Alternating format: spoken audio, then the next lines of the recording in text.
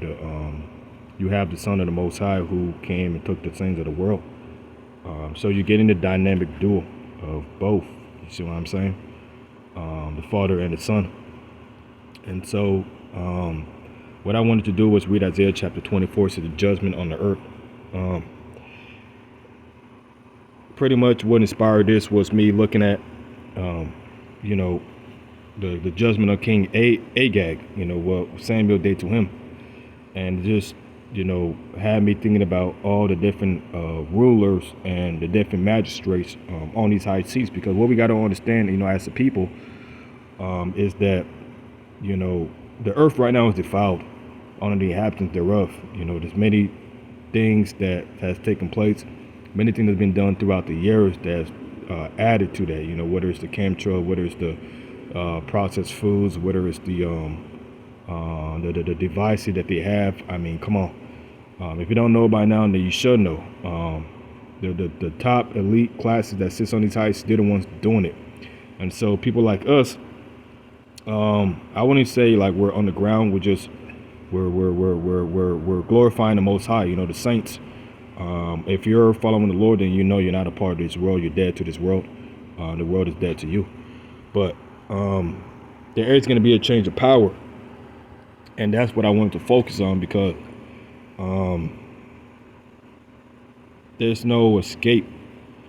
You know, when we go into the book of Amos, the scripture says that, you know, as the time goes on, you know, with the monetary funds, they're going to have power and money to, you know, go on the ground and bunkers and, you know, even go up, because there's no outer space. So, you know, the earth is flat with the dome on top. The Simpsons episode pretty much describes it. But they have money to go to different places, you know, to secure themselves, because they know what's going to happen. They know what's going to come to pass. So,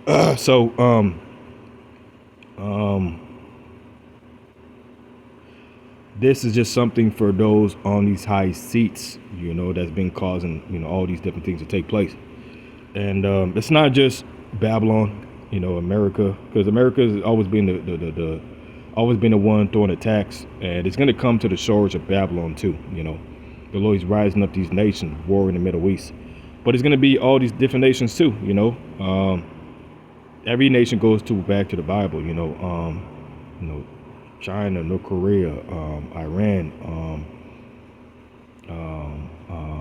Canada, you know, the countries, all these different countries, man, that are in alliance. Because the scripture says what? They've drunken of the wine of Babylon the Great. So they're drunk of her disgustingness, pretty much.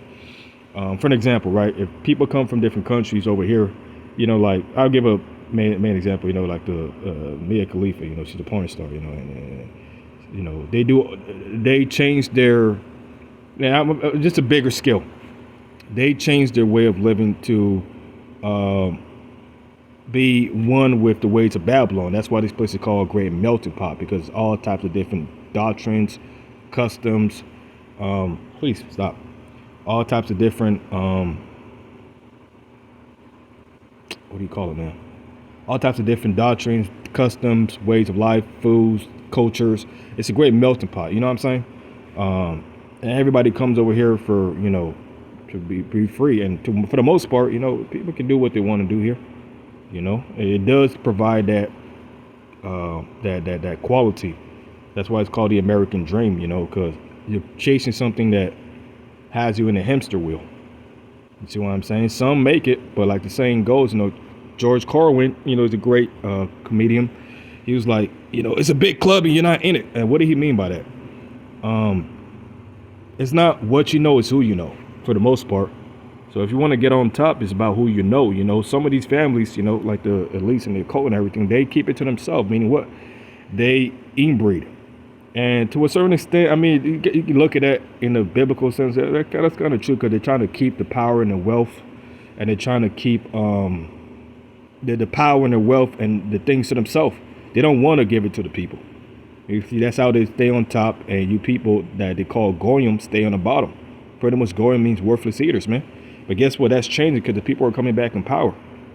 See, these are things that people should know. but most people do as the Great Awakening is taking place. But more people need to wake up. You know, they got certain movies like Neo. You know, The Matrix. You know, they got movies like Dark City. They got movies like you know, Terminator. They got all these different movies to symbolize what's going on, because it's all predictive programming. They're telling you without telling you. That's why you can't look at it as entertainment, even though it can be a little funny to throw some jokes in there. But it's really serious, all right? You know. So I'm gonna read this real quick. Isaiah 24. It says the judgment on the earth. All right. So verse 1.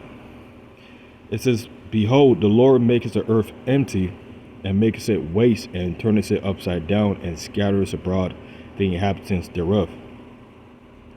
And it shall be as with the people, so with the priest, as with the servants, so with his master, and as with the maid, so with her mistress, as with the buyer, so with the seller, as with the lender, so with the borrower, as with the taker of usury, so with the giver of usury to him." So pretty much the earth right now is defiled. You don't got to look any closer. Just look all around you. Things are not what it seems. That's why when you pull back the veil, you see how destroyed everything is. I mean, the oceans are filled with all types of chemicals, you see. The animals, you know, I remember a couple of years back, you know, they started, they were like killing off the animals and burning crops. And I was really thinking to myself, like, why the fuck were they doing that? And this is during the time of the whole, you know, CV and all that crap, the whole hysteria. They were doing all those things, man. And so by them doing those things, ultimately it was to lead to a more simple way of living. That's what they want you to think, all right? You know, genetically modified foods, you know, soil and grain, what do you call it, man? Smart cities, you know, 10-minute cities, you know, where everything's so, everything's so right there, microwavable, instantaneous. But what people don't realize is that's all fattening up the cattle for the slaughter. They're fattening up, they're making it easier, but easier is not always good. There's a quote out there where it says, you know, good men make good times, strong men make good times. I forgot the quote, you know, but one of the brothers, I think it's GMS, Teach the New Covenant, they said it. Verse 3, "The land shall be utterly empty and utterly spoiled, for the Lord has spoken this word. The earth mourneth and fadeth away. The world languishes and fadeth away. The pot the people of the earth do languish." So right now, the earth is faded away. The earth is sick, it's tired. The people are tired of mourning. Even the animals, man. You know, I go to certain lakes and you see the birds and stuff like that. I mean, the birds are living in the water, but everything is tainted. Even the animals are crying out. Why? Because when the wicked are in authority, the people mourn.